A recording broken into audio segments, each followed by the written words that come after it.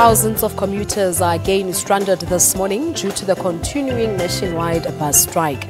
Trade unions SATAWU and NUMSA say they will intensify their action today after wage talks with employers deadlocked on Friday. Let us now go to Soweto at Putcoville here in Johannesburg. That is where our reporter Manqoba Mchunu is for us this morning. Manqoba, very, very good morning to you. We see it's very quiet where you are this morning. Talk to us about the situation. You were at the taxi rank earlier on. Yes, indeed, Palisa. We did drive around Soweto this morning and, of course, passing the Bara taxi rank, which last week was really a hive of activity due to those long snaking queues that we saw last week as a result of the strike.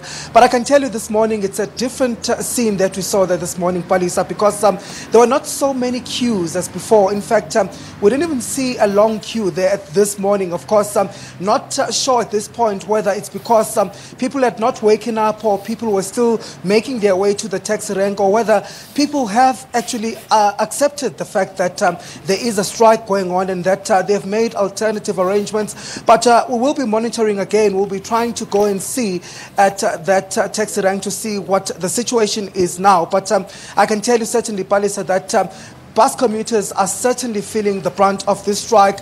They're certainly being affected. They're being inconvenienced by the strike, which has now entered its second week. And of course, the union saying that going forward, they are now going to intensify the strike, calling on those non-unionized members to also join in the strike, saying that they want the employers to get the message. They want the employers to come and make some sort of agreement with them and come to the negotiating table once again to try and find a resolution to this impasse. Of course, saying that they're not willing to accept anything less than 9%. You recall that when the strike started, the unions were saying that they are demanding 12%, and the employers at that time were only offering 7%. But on Friday, of course, after those marathon talks that were held and facilitated by the CCMA, the union saying that they had kind of accepted or they were willing to accept an offer of a revised 9% and 9.5% for the following year. But they're saying that, of course, the employers are not coming to the table. The employers were refusing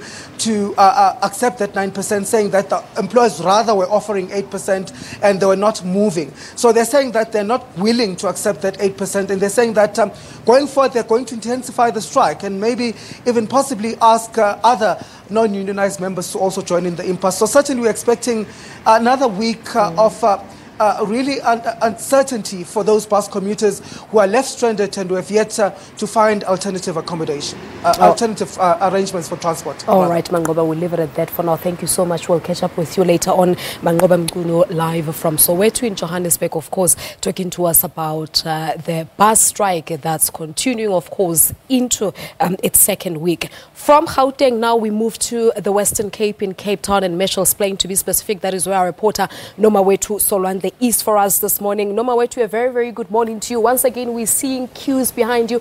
It looks like commuters are still inconvenienced.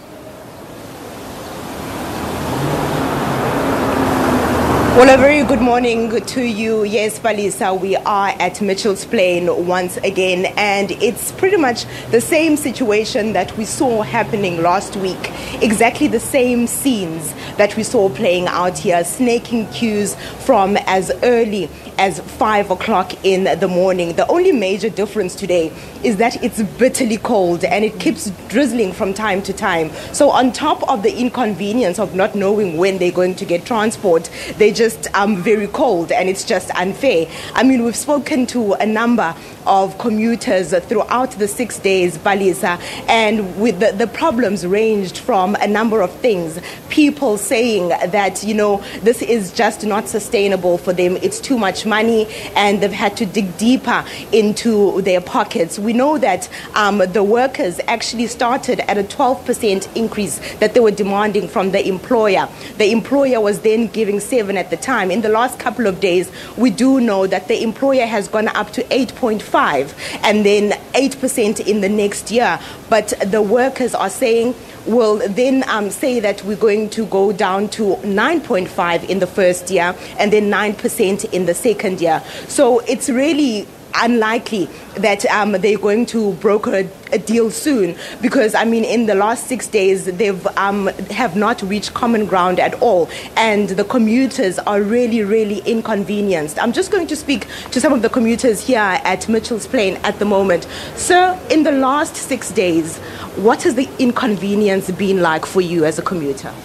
Well, you understand, it's hitting us hard in the pocket. I mean, you get people, they spend between 50 and 100 rand per day, and we don't get refund for that. And it's hitting us very hard. I understand and support the strike, but they must understand that we're paying a lot of money, and it's very difficult for us to cope in the situation. I remember in the first couple of days, people would literally push to get into a taxi here. Safety was a real concern. What has it been like in the last couple of days? It's actually the same. You know, you must understand that people want to get to work because the bosses, they don't understand. They don't understand that the strike is complicating our lives.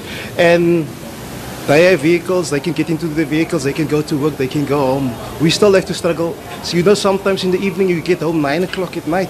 And I mean, this is ridiculous.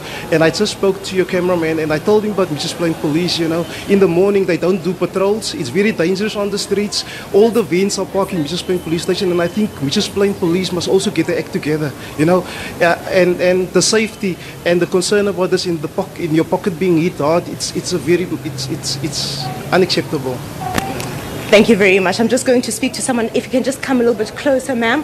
Just tell me, you said last week you spent 151 way for you and your family. Just tell us more about this. You see, we are working in Woodstock, and every morning we have to stand in a queue 5 o'clock already. Sure. My child is going there in Woodstock school.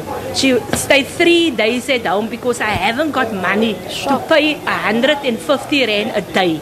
And it costs me a lot of money. We are poor people working for a living.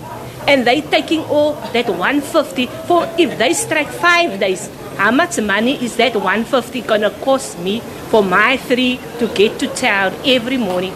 We leaving at work 3 o'clock already. The boss is taking all that money off. We get at work 9 o'clock, 10 o'clock. What money we get at the end of the week?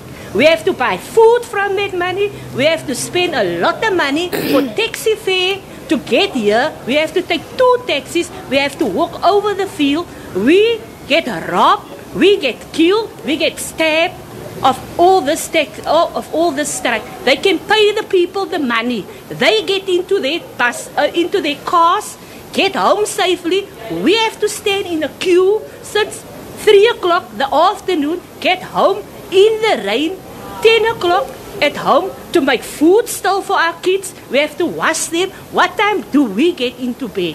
Then we have to stand up 5 o'clock to stand in a queue again. I think it's not fair. Talking about the queues, ma'am, I mean, you've been standing in the same spot since we arrived here an hour ago. We didn't even move a lot because there isn't a lot of taxis. Because the taxi drivers must rush to get here and get over. The traffic on the road is hectic.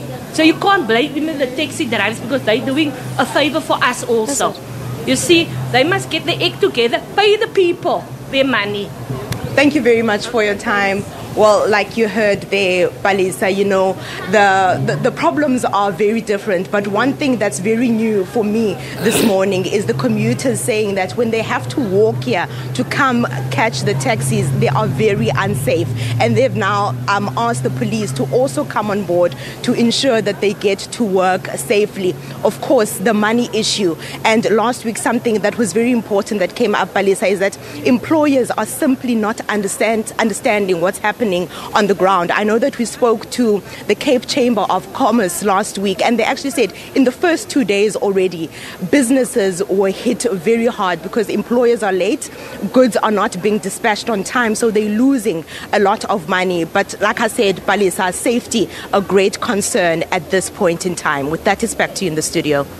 Mawethu, thank you so much for that update. Of course, concerns coming from commuters saying they've been queuing from as early as 5 a.m. The queue is not moving. Maybe the question really is, can the taxi industry handle the loads as a result of the strike? But we'll be crossing, of course, to our reporters in the second hour of Morning Live. And, of course, after 7 o'clock, we'll be going to the Eastern Cape. That is where our reporter Iviwe Poti is, just to give you a feel as to how things are looking. But, of course, what we get hearing generally is that commuters are still very inconvenienced, of course, and this has financial implications as well on them. All right, 7